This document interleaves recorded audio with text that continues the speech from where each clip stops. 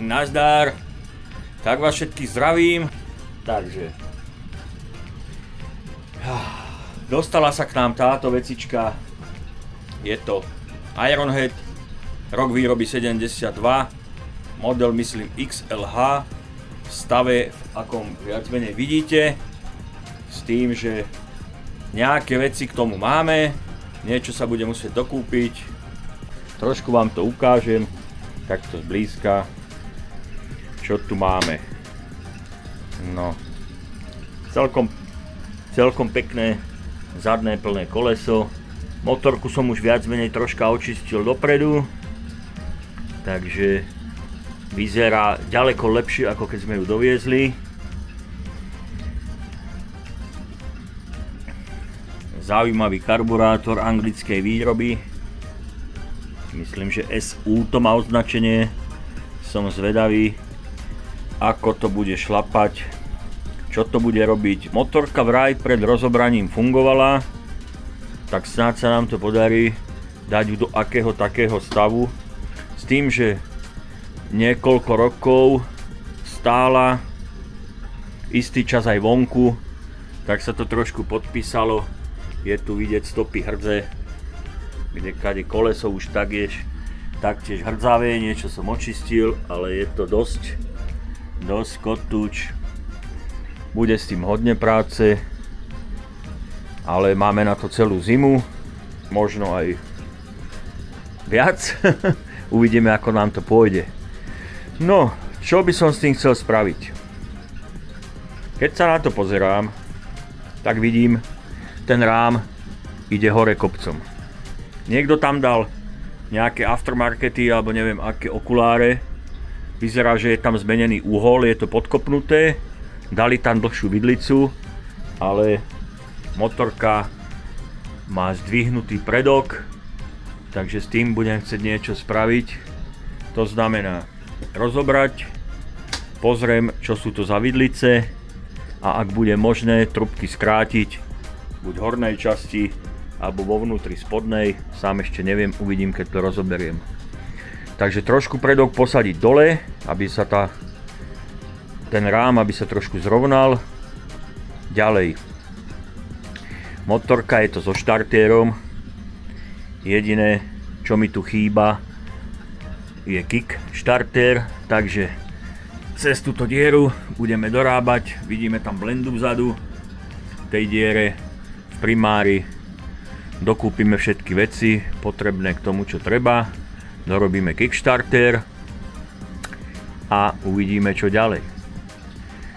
Takže tu vidíme olejovka, nejaká hrstka šrobov, dynamo, zadná pumpa, predstupačky z nádrže, palivový kohút, štupel. Nádrže máme dve, ale aj tak asi ju dáme tretiu tam. Baterka, bude treba pod baterku ten kaslík, buď ho vyrobím, alebo ak sa mi podarí niekde spod ruky ho kúpiť. Nemá to žiadne riditka, takže dáme tomu nejaké riditka. Taktiež to nemá žiadne prepínače, domčeky, budeme musieť kúpiť. Nejak to porobiť, brzdy. No, radenie je tu opačne. Toto je radiaca časť, vychádza na pravej strane. My sme zvyknutí radiť ľavou nohou, tu sa radí pravou. Takže sú dve možnosti. Buď to prerobím na náš štandard, alebo to nechám v pôvodnom stave, ako to je. Čiže opačne. Bude sa s tým musieť niekto nejako naučiť. Možno ja, možno neviem. Uvidíme. Motorku zatiaľ neplánujem predávať. Treba ju spraviť, jazdiť a uvidíme. Takže zhruba všetko, môžeme sa pustiť do práce. Jeden malý detail. Je posledný novembrový týždeň. Pred chvíľkou tu na teplomeri bolo 5 stupňov. Zadok je odľahčený. Predok je koleso zafixované a tu som si naznačil, že odtiaľto, potiaľto mám 26 cm. Trošku to s gurtňou stiahnem a uvidíme, ako nám tu tento rám pôjde k zemi. Podľa toho budeme musieť zistiť, koľko treba skrátiť tú vidlicu. Takže ideme na to.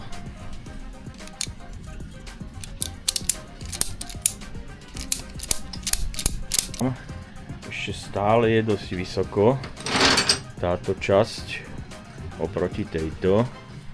Takže ešte zaberiem, o koľko sme zišli dole. Čiže to je 6 cm už sme skrátení, v podstate o 6 cm tú vidlu, ale ešte môžeme ísť smelo dole.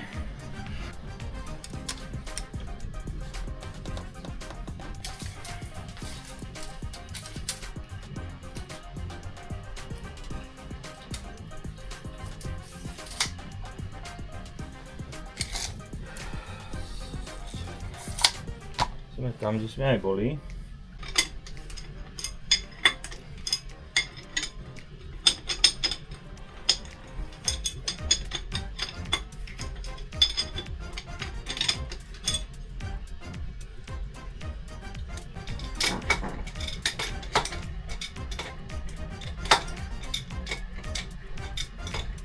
Takže prvý spôsob sa neosvedčil, ideme na druhý.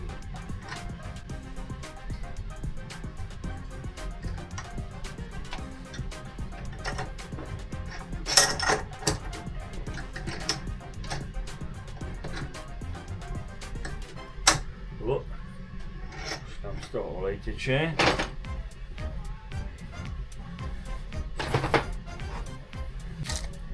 Môžeme na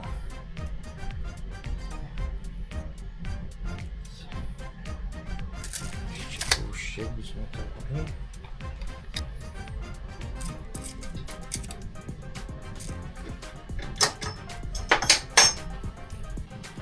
Dali sme to dole na nejakých 10 cm, čo sú 4 palce. Takže toto by mohla byť výsledná podoba, čo sa týka tej geometrie. Ja si myslím, že je to tak akurát. Ten predok je ešte stále mierne vyššie, ale vyzerá to celkom normálno. Neviem, čo na to hovoria odborní poradcovia.